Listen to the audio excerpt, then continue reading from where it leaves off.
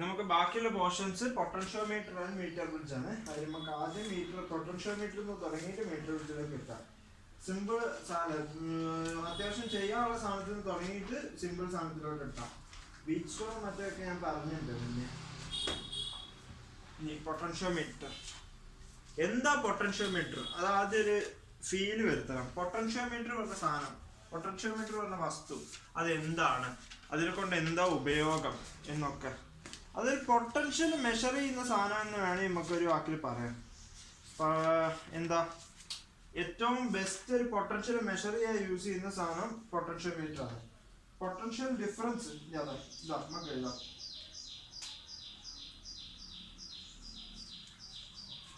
Potentiometer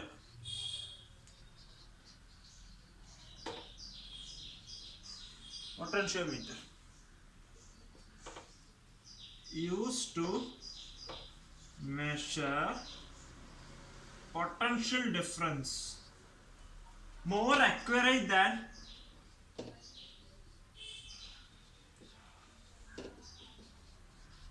voltmeter. Clear ആയില്ലെങ്കിൽ ചെറിയ hand writing ആണ്, അപ്പോൾ ക്ലിയർ ആയില്ലെങ്കിലും മനസ്സിലാകാൻ വേണ്ടിയാണ് ഞാൻ ഉറക്കെ പറഞ്ഞിട്ട് വരുന്നത്. Potentiometer use to measure potential difference more കാണുന്നുണ്ട്, more accurate than voltmeter. എന്താണ് അതിൻ്റെ യൂസസ്? 3 യൂസ് ആണല്ലോ പൊട്ടൻഷ്യോമീറ്ററിന് മെയിൻ ആയിട്ട്. ഒന്ന്, EMF മെഷർ ചെയ്യാം. യൂസസ് മെഷർ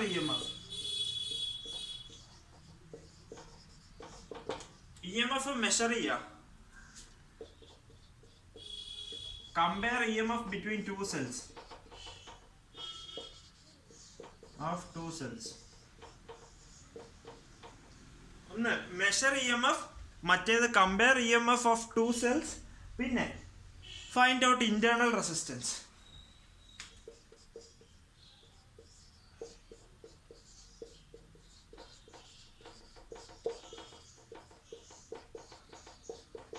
പൊട്ടൻഷ്യോമീറ്ററിന്റെ 3 യൂസ് ആണ് മെയിൻലി നമുക്കുള്ളത്. Measure EMF, compare EMF of 2 cells, internal resistance കണ്ടുപിടിക്കുക. എന്താ potentiometer? Device use to measure potential difference more accurate than voltmeter. Volt മീറ്ററിനെക്കാട്ടും അക്യുറേറ്റ് ആയിട്ടാണ് പൊട്ടൻഷ്യോമീറ്ററിന്റെ അത്. ഇനി അടുത്തത് നമുക്ക് അതിന്റെ ഒരു കൺസ്ട്രക്ഷൻ കാണാം. പൊട്ടൻഷ്യോമീറ്ററിനൊന്ന് വരയ്ക്കാം.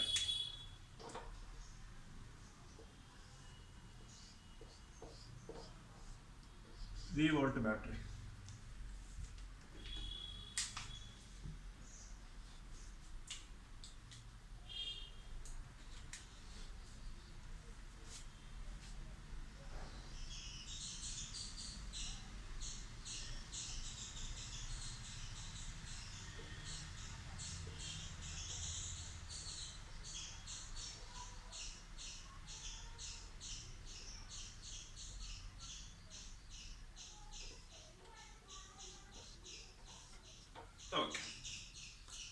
ഇതാണ് പൊട്ടൻഷ്യോമീറ്ററിന്റെ ഒരു ബേസിക് പ്രിൻസിപ്പിൾ. അതായത് നമുക്കത് പറയാം. അതായത് ഈ ഹോൾ വയർ, ഇത് റെസിസ്റ്റൻസ് വയർ ആയിരുന്നു വിചാരിക്കാം. അത് ഹോൾ വയർ L ലെങ്ത്തിന്റെ പൊട്ടൻഷ്യൽ V ആണ്. ഈ ടോട്ടൽ വയറിന്റെ പൊട്ടൻഷ്യൽ V ആണ്. അപ്പം ഒരു സിംഗിൾ, ഒരു മീറ്റർ, ഒരു യൂണിറ്റ് മീറ്ററിന്റെ എന്താണ് V/L.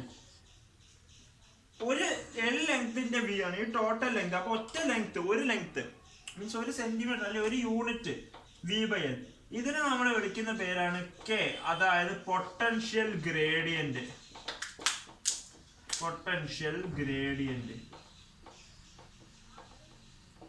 K അതായത് പൊട്ടൻഷ്യൽ ഗ്രേഡിയന്റ്. അപ്പൊ ഈ X ലെങ്ത്തിന്റെ എന്തായിരിക്കും? V/L into X, അതായത് KX എന്ന് വേണമെങ്കിൽ പറയാം. ഓക്കെ, KX ഇതായിരിക്കും പൊട്ടൻഷ്യൽ ഡിഫറൻസ് ഈ X ലെങ്ത്തിന്റെ. L-X ആണെങ്കിൽ ഇവിടെ L-X. ഓക്കെ, ഇതാണ് മെയിൻ ആയിട്ട് പൊട്ടൻഷ്യോമീറ്ററിന്റെ പ്രിൻസിപ്പിൾ. പൊട്ടൻഷ്യൽ ഗ്രേഡിയന്റ് അതാണ് പൊട്ടൻഷ്യൽ മീറ്ററിന്റെ മെയിൻ ആയിട്ട് നമ്മൾ പറയുന്നത്. അതായത് നമുക്ക് വേണമെങ്കിൽ പറയാം, ഈ A ഇവിടെ പോയിന്റ് C എന്ന് എടുക്കുകയാണെങ്കിൽ VAC potential difference A and C is equal to KX or equal to V by L into X. Okay, ഇതാണ് പൊട്ടൻഷ്യോമീറ്ററിന്റെ ബേസിക് പ്രിൻസിപ്പിൾ. പൊട്ടൻഷ്യൽ ഗ്രേഡിയന്റ് ആണ് ഒരു പൊട്ടൻഷ്യോമീറ്ററിന്റെ ബേസിക് പ്രിൻസിപ്പിൾ ആയിട്ട് നമ്മൾ പറയാം. ഓക്കെ, അതപ്പം മെയിൻ ആയിട്ട് കാണാത്ത പ്രശ്നമൊന്നും. അപ്പം മെയിൻ ആയിട്ട് നമ്മൾ പറയാം പൊട്ടൻഷ്യൽ ഗ്രേഡിയന്റ് വെച്ചിട്ടാണ് പൊട്ടൻഷ്യൽ മീറ്ററിന്റെ അത് പറയാം. ഇനി നമുക്ക് ഫസ്റ്റ് അപ്ലിക്കേഷനിലേക്ക് വരാം. Find out the EMF of the cell.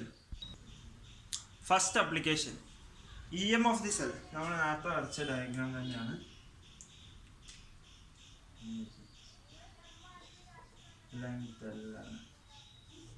നമ്മൾ EMF ഇത് ലാബ് +2കാർക്ക് യൂസ്ഫുൾ ആണ്. ലാബിലൊക്കെ EMF കണ്ടുപിടിക്കണമെങ്കിൽ നമ്മൾ ആദ്യം ഇവിടെ ഒരു സർക്യൂട്ട് കണക്ട് ചെയ്യും. ഓക്കെ, അതിന് ഒരു EMF E ഉണ്ട്. ഓക്കെ, ഒരു EMF E വരും. ഓക്കെ, അതിന്റെ കൂടെ ഒരു ഇന്റേണൽ റെസിസ്റ്റൻസ് R.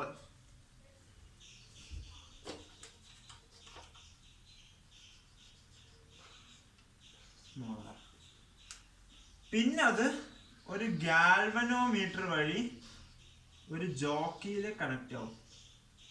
ഇത് ജോക്കിയാണ്. ലാബുകാര് പഠിച്ചോളും. ജോക്കി പറഞ്ഞൊരു സാധനം കാണും, ഒരു ബ്ലാക്ക് സാധനമാണ്. അത് നമ്മൾ ഗാൽവനോമീറ്ററിന്റെ ഒരു സാധനം ഊരിയിട്ട് അതിൽ ജോക്കിന്റെ വയർ വെച്ച് പൂട്ടി, പിന്നെ ആ ഈ ഓൾ വയറിൽ ഇങ്ങനെ തൊടിയിച്ചു പോകുമ്പോൾ ഒരു സമയത്ത് ഗാൽവനോമീറ്റർ 0 ഡിഫ്ലക്ഷൻ കാണിക്കും. ആ സ്ഥലത്തുള്ള പൊട്ടൻഷ്യൽ നമ്മൾ കണ്ടുപിടിക്കുക. അത് ഏതാ ഡിസ്റ്റൻസ് അതൊക്കെ ചോദിക്കും. ഇതന്നെ മീറ്റർ ബ്രിഡ്ജിലും നമുക്ക് യൂസ്ഫുൾ ആണ്. ഇനി നമ്മൾ ഇങ്ങനെ സെറ്റപ്പ് ചെയ്യുമ്പോൾ നമ്മൾ ആദ്യം ശ്രദ്ധിക്കേണ്ട ഒരു കാര്യം എന്താ പറയുക? ഫസ്റ്റ് ശ്രദ്ധിക്കേണ്ട കാര്യം,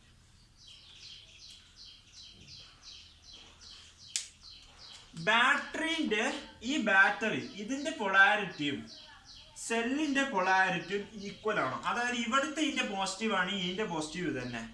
ഓക്കെ, ഒരിക്കലും അത് ഡിഫറെന്റ് ആവരുത്.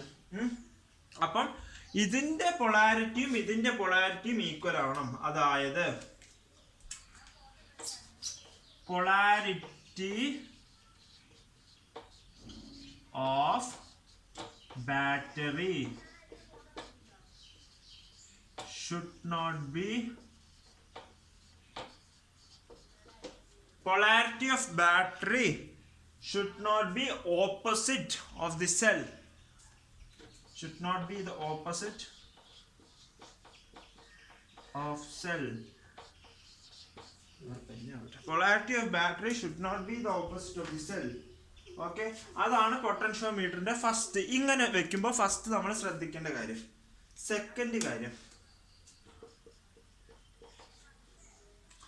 ഈ ബാറ്ററിന്റെ EMF should be always greater than E. അതായത് V should be always greater than E. Okay, ഈ രണ്ട് കാര്യങ്ങളും നമ്മൾ ശ്രദ്ധിക്കണം. എന്ത്? Potentiometer of the cell. Potentiometer എല്ലാ പൊട്ടൻഷ്യോമീറ്റർ എക്സ്പെരിമെന്റിലും നമ്മൾ ഇതാണ് ശ്രദ്ധിക്കേണ്ടത്. ഓക്കെ, അപ്പൊ നമ്മൾ ഇപ്പൊ ഇനി പറയാൻ പോകുന്നത് ഒരു സ്ഥലത്തുള്ള പൊട്ടൻഷ്യൽ ഗ്രേഡിയന്റ് മെഷർ ചെയ്യാൻ പോവാ.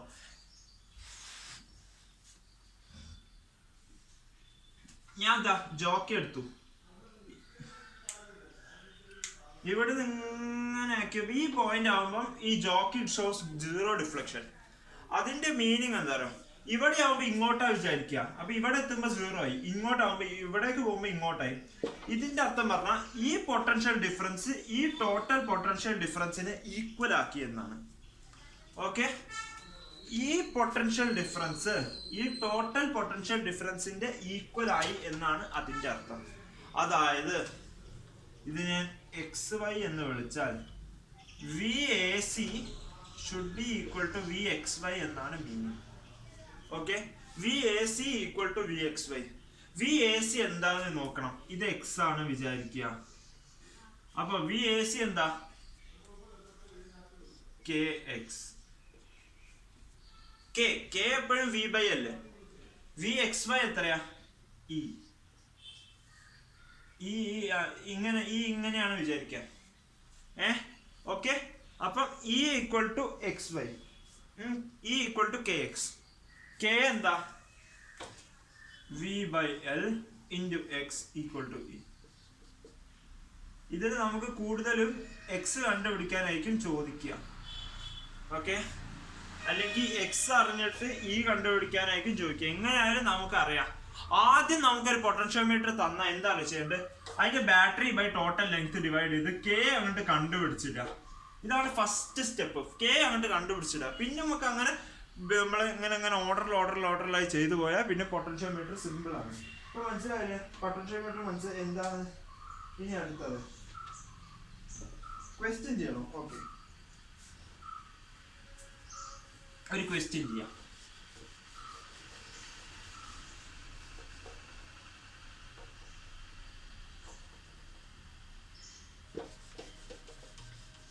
ഇത് അത് ഓർമ്മിച്ച് വെക്കണം. കാരണം പൊളാരിറ്റി തിരിച്ചിട്ട് ചോദിച്ചാൽ 0 എന്നാണ് എഴുതുന്നത്.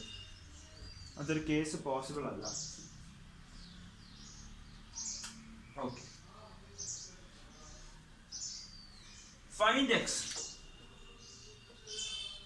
such that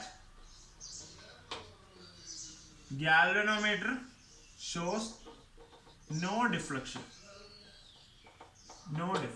Okay, ഇത് 20 വോൾട്ട് ആയിരിക്കും, ഇത് 8 വോൾട്ട്.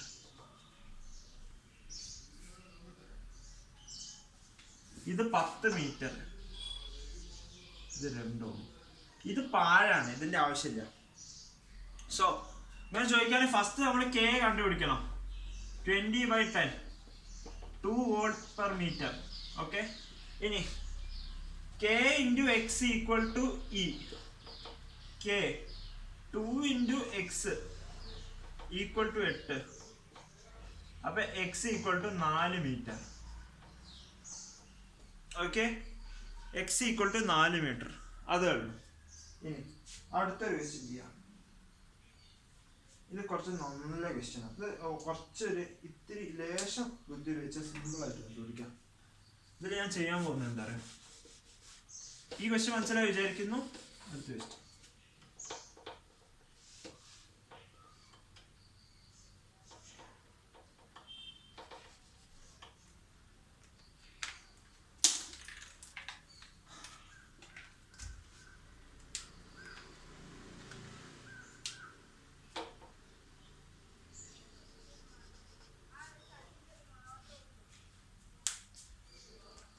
അത് ഇന്റേണൽ റെസിസ്റ്റൻസ് അല്ല, ഒരു നെറ്റ് റെസിസ്റ്റൻസ് ആണ്.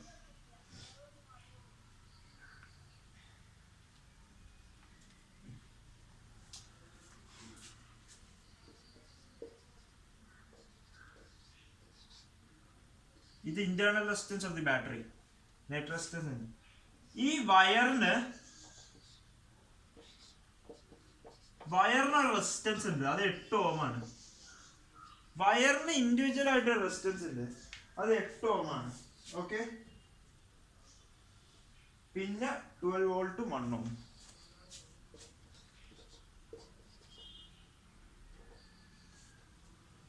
ഈ വയറിന് ഒരു 8 മീറ്റർ റെസിസ്റ്റൻസ് ഉണ്ട്, കൂടെ ഇതിനൊരു ഇന്റേണൽ റെസിസ്റ്റൻസ് 48 ഉണ്ട്. ഓക്കെ, അപ്പൊ ഇനി പൊട്ടൻഷ്യൽ ഗ്രേഡിയന്റ് കണ്ടുപിടിക്കണം.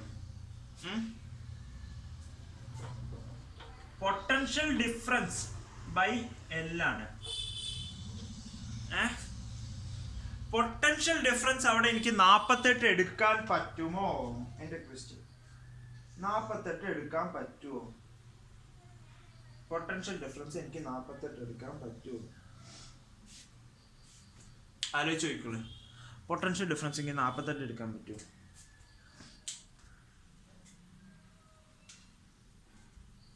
ഞാൻ ചാപ്റ്ററിന്റെ തുടക്കത്തിൽ പറഞ്ഞിട്ടുണ്ട്, ഇങ്ങനെ ഒരു സിറ്റുവേഷൻ ക്രിയേറ്റ് ചെയ്യുകയാണെങ്കിൽ, ഇന്റേണൽ റെസിസ്റ്റൻസ് വരുന്നുണ്ടെങ്കിൽ net E M F, net potential difference V dash equal to V minus I R എന്ന് പറഞ്ഞിട്ടുണ്ട്. ഓക്കെ, ഇവിടെ വി നമുക്കറിയാം 48, ഐ 6 4. ഐ കണ്ടുപിടിക്കാനും ഞങ്ങൾക്ക് പറഞ്ഞിട്ടുണ്ട്. I equal to V by R plus R. Okay, I equal to V by R plus R. കാരണം ഈ സർക്യൂട്ടിൽ ആകെ ഒറ്റ വോൾട്ടേജ് ഉള്ളൂ, 48. നെറ്റ് റെസിസ്റ്റൻസും എടുക്കുക 12 4. അപ്പം 4 ആംപിയർ. അവിടെ സബ്സ്റ്റിറ്റ്യൂട്ട് ചെയ്യാം. 48 മൈനസ് 4 × 4 16 32. ഓക്കെ, അടുത്ത സ്റ്റെപ്പ് എന്താ? വി ഡാഷ് കിട്ടി. ഇനി K equal to V dash by L. 32/10 3.2 volt per metre. ഇനി എക്സ് അല്ലേ കണ്ടുപിടിക്കേണ്ടത്. 3.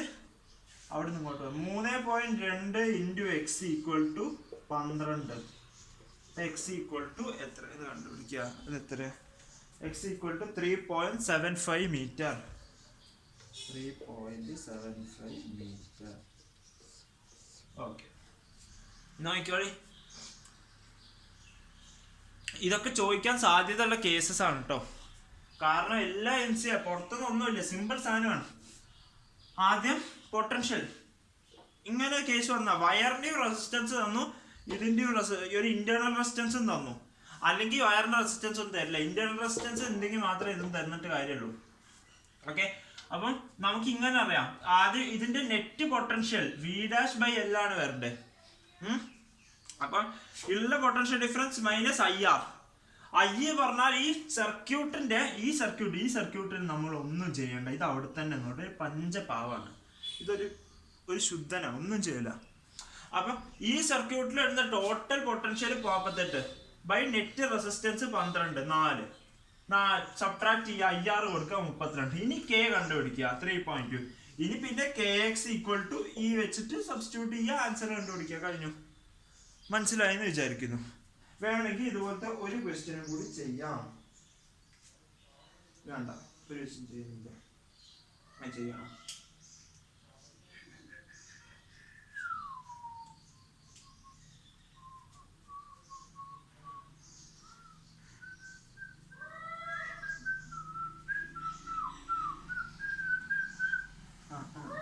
നമുക്ക് റിയലൈസേഷൻ വരുത്തിത്തരാം. ഞാൻ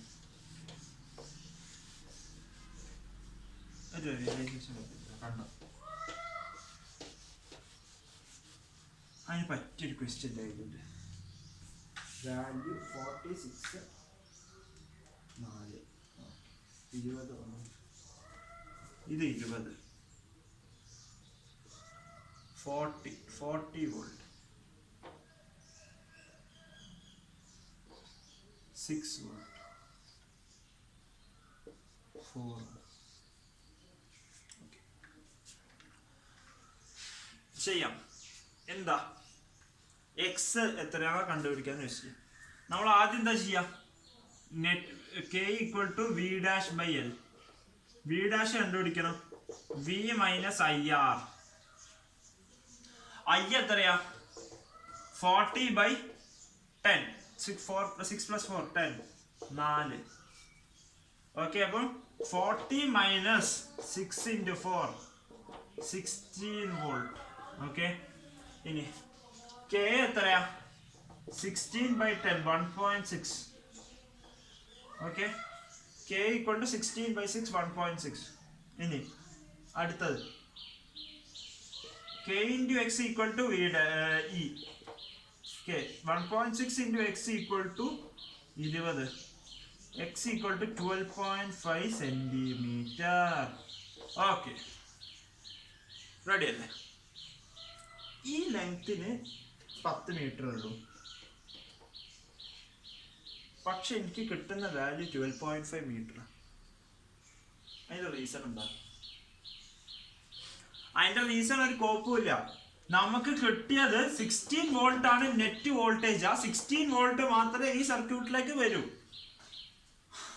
ഇവിടെ 20 വോൾട്ട് ആണ്. ഞാൻ ആദ്യം പറഞ്ഞെന്താ? V greater than E. ആ വിനെ ഞാൻ V dash greater than E dash എന്നാക്കി. അപ്പം ഇങ്ങനത്തെ ഒരു കേസ് പോസിബിൾ അല്ല. മനസ്സിലായോ? ഇങ്ങനത്തെ ഒരു കേസ് പോസിബിൾ. നിങ്ങൾക്ക് റിയലൈസേഷൻ വന്നല്ലോ ഞാൻ പറഞ്ഞ സെക്കൻഡ് സ്റ്റേറ്റ്മെന്റിനെ കുറിച്ച്. ഓക്കെ, സെക്കൻഡ് സ്റ്റേറ്റ്മെന്റിനെ കുറിച്ച് റിയലൈസേഷൻ വന്നല്ലോ, അത് മതി. ആ റിയലൈസേഷൻ കിട്ടിയ സെക്കൻഡ് സ്റ്റേറ്റ്മെന്റ് സെറ്റ് ആയി. ഓക്കെ, ഇതിപ്പം ഈ വീഡിയോ നിർത്താം. നമുക്ക് അടുത്ത വീഡിയോയിൽ തുടങ്ങാം.